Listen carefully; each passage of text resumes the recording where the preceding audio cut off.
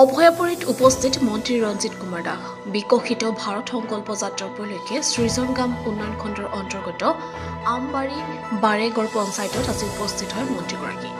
2024 চনৰ 1 জানুৱাৰীৰ পৰা সুলভ মূল্যৰ ব্যৱসায়িক সন্থাই তেওঁলোকৰ বিভিন্ন দাবীত ৰাজহুৱা বিতৰণ ব্যৱস্থাৰ চাউল বিতৰণ নকৰাৰ যি সিদ্ধান্ত গ্ৰহণ কৰিছে সেই সিদ্ধান্তত মন্ত্ৰীগৰাকীয়ে প্ৰতিক্ৰিয়া প্ৰকাশ কৰি কয় যে দুখীয়া মানুহৰ স্বাৰ্থৰ কথা ভাবি ৰাজহুৱা বিতৰণ ব্যৱস্থাৰ চাউল বিতৰণ বন্ধ নকৰি আন্দোলন পৰিহাৰ কৰিবলৈ আহ্বান জনায় সংস্থাটোক।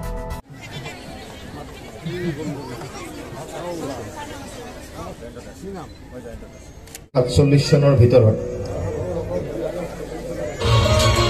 কিন্তু এতিয়া আমি স্যাচুৰেশন পৰ্যন্ত যোজনা হোক বা আবাস যোজনা আমি সেই প্ৰতিগৰাকী ব্যক্তি মই এই পঞ্চায়তত আহিছোঁ আৰু আহি খুব ভাল লাগিছে।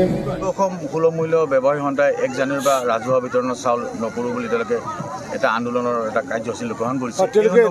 ডিষ্ট্ৰিবিউশ্যন এইটো সৰ্বভাৰতীয় এটা তেওঁলোকে কাৰ্যসূচীত তেওঁলোকে ডিষ্ট্ৰিবিউশ্যন নকৰোঁ বুলি কৈছিলে আৰু তাৰ ফলস্বৰূপে মই আজি প্ৰায় কিছুদিন আগতে প্ৰায় এসপ্তাহ আগতে তেওঁলোকক মই মাতি আনিছিলোঁ সভাপতি সম্পাদকৰ লগতে তেওঁলোকে বিষয়ববীয়া প্ৰায় 15জন বিষয়ববীয়া আছিলে। মই আহ্বান জনাইছোঁ যে যিহেতু এই চাউল যিহেতু দুখীয়া মানুহৰ কাৰণে দিয়া হয়, গতিকে দুখীয়া মানুহসকলক যদি আমি কষ্ট দিওঁ তেতিয়াহ'লে তেওঁ মনোকষ্ট পাব। গতিকে তেওঁলোকৰ যি দাবী আছে তেওঁলোকে আন্দোলন অন্য পৰ্যায়তো কৰিব পাৰে, কিন্তু যদি দুখীয়াসকলক যাতে তেওঁলোকে যাতে চাউলৰ বিতৰণৰ ক্ষেত্ৰত যাতে বাৰণ কৰি নাৰাখে মই তেওঁলোকক আহ্বান জনাইছোঁ।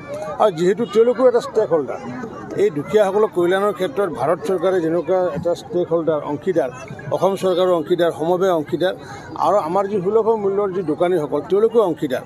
গতিকে দুখীয়াৰ কল্যাণৰ কাৰণে অকল যে মোদী ডাঙৰে কৰি আছে সেইটো নহয়, আমি অসম চৰকাৰেও কৰি আছোঁ, সমবায় কৰি আছে আৰু ৰেচন কাৰ্ডৰ দোকানীসকলেও কৰি আছে। গতিকে সেইকাৰণে যিহেতু দুখীয়াৰ চাউলৰ কথা আছে মই তেওঁলোকক এই কাৰ্যসূচী পৰিহাৰ কৰি অন্য ধৰণৰ কাৰ্যসূচী লোৱাৰ কাৰণে আহ্বান জনাইছোঁ।